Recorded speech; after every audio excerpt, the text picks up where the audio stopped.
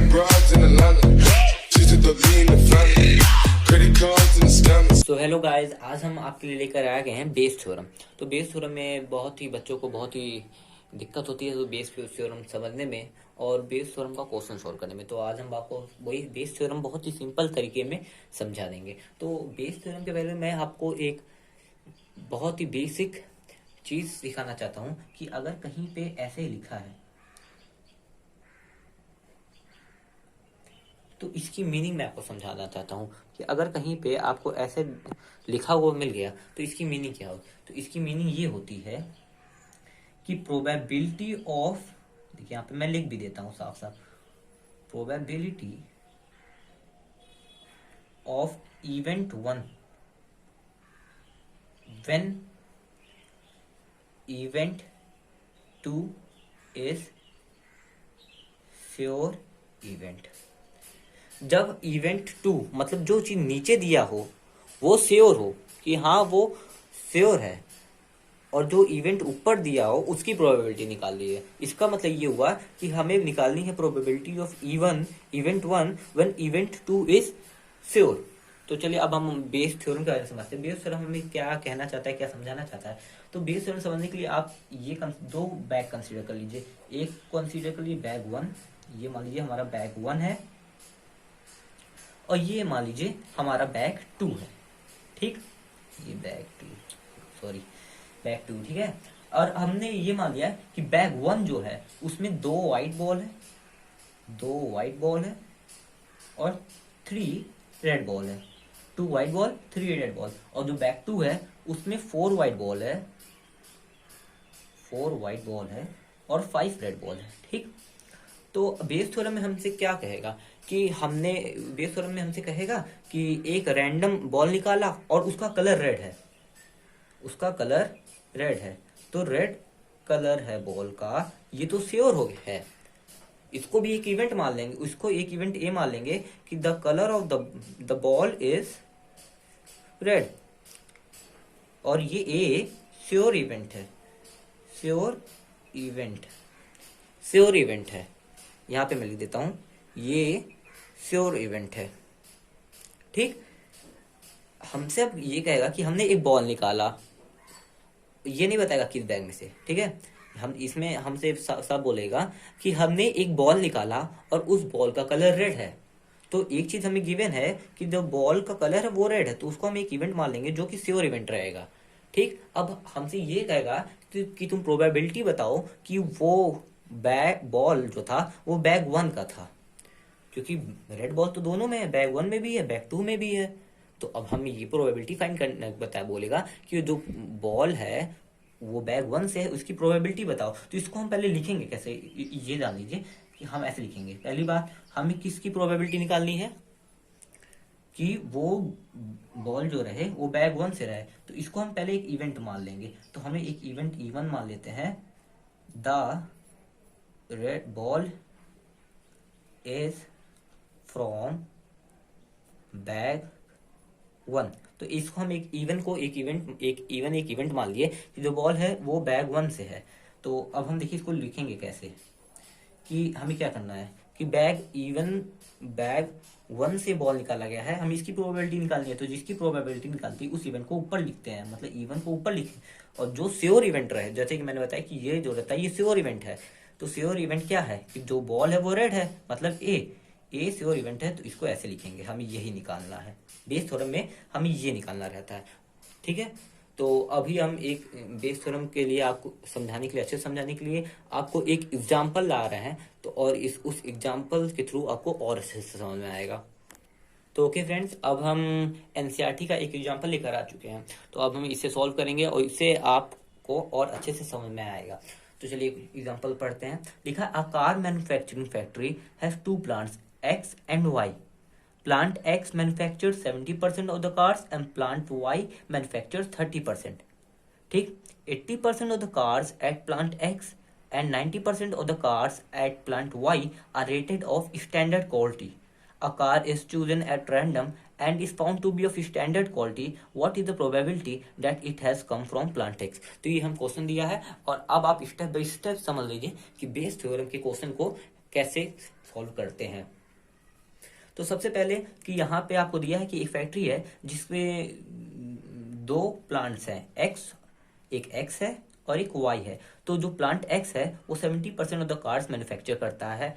तो हमें एक इवेंट इवन मान लेते हैं कि जो कार प्लांट एक्स मैन्युफैक्चर करता है, तो हम इसे इवन मान लेते हैं। इसको हम लिख लेते हैं कार इज मैन्युफैक्चर्ड बाई, मतलब एट प्लांट एक्स।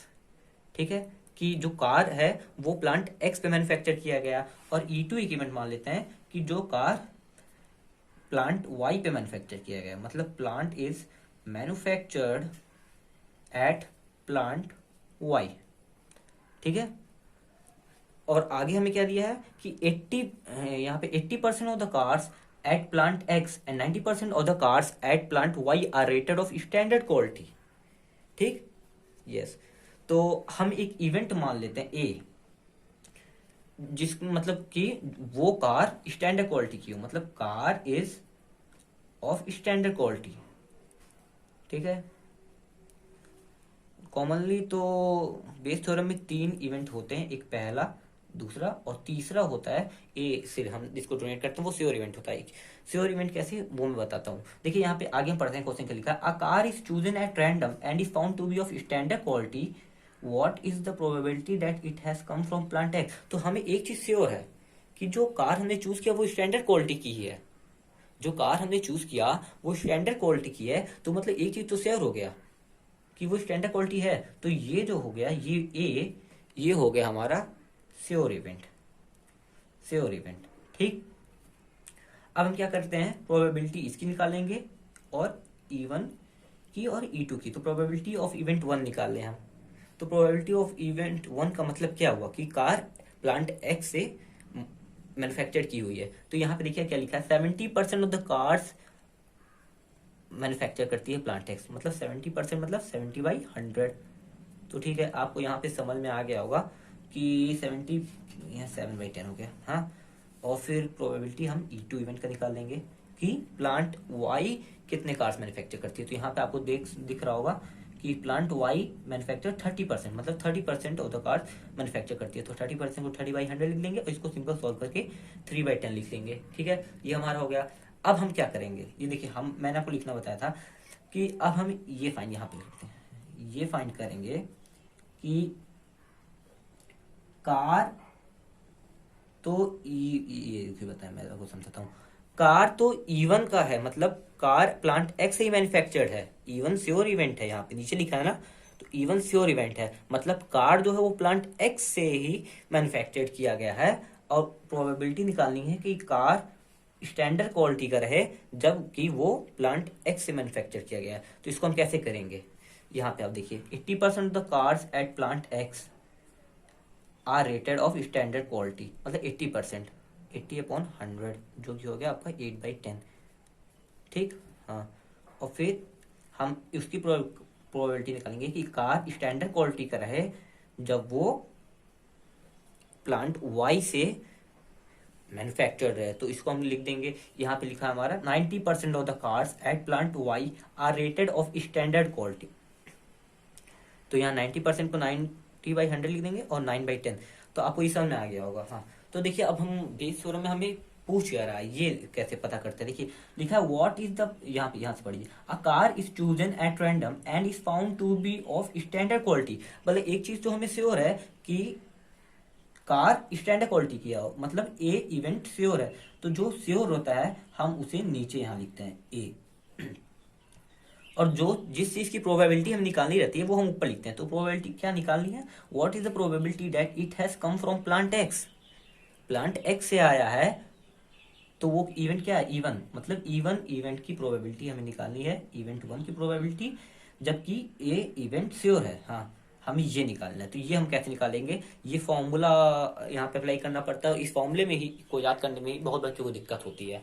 तो हम आपको एक सिंपल सा ट्रिक बताएंगे कि जिससे ये फॉर्मूला को याद ना करना पड़े। तो आप एक चीज जान लीजिए, हमें E1 इवेंट की प्रोबेबिलिटी निकालनी है।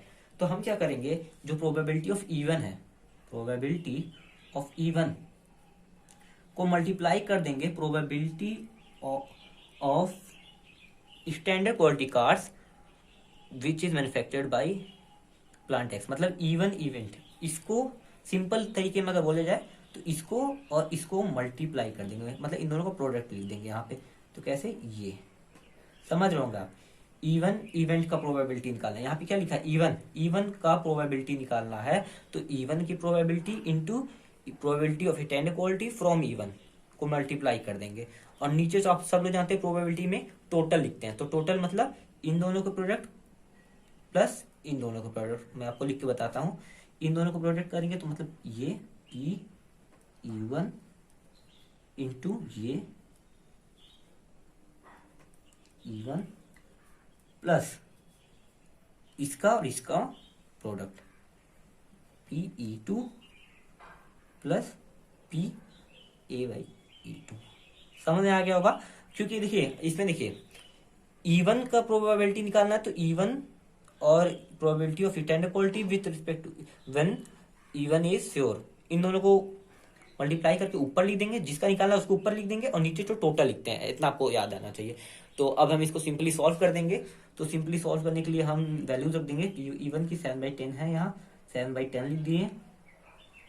इसकी वैल्यू 8/10 है तो 8/10 लिख दिए।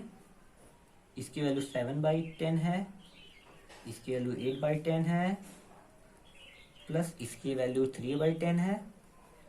मल्टीप्लाई, यहाँ पे मल्टीप्लाई, और सॉरी इन दोनों को प्रोडक्ट करते हैं ना, इनका प्रोडक्ट प्लस इनका प्रोडक्ट, ठीक है। और इसकी वैल्यू क्या है हमारी 9/10। तो मुझे लगता है कि जब हम इसे सॉल्व करेंगे तो हमारा आएगा 56 प्लस 27, तो ये हमारा आ गया 56/83। तो देखिए हमने बहुत ही सिंपली ये क्वेश्चन सॉल्व कर दिया और यही इस आंसर है, ये 83 है, यही आंसर है। तो आप लोग को समझ में आ गया होगा मेरे ख्याल से। बहुत ही सिंपल वे में मैंने बताने की कोशिश की है। और अगर आपको इस तरह की किसी भी टॉपिक्स पर वीडियोस चाहिए तो आप मेरे कमेंट सेक्शन में डाल सकते हैं और मैं उनके ऊपर वीडियोस बना दूंगा। मतलब मैं उनके ऊपर जितना से जल्दी हो सकेगा उतना जल्दी वीडियो बना दूंगा। Thank you.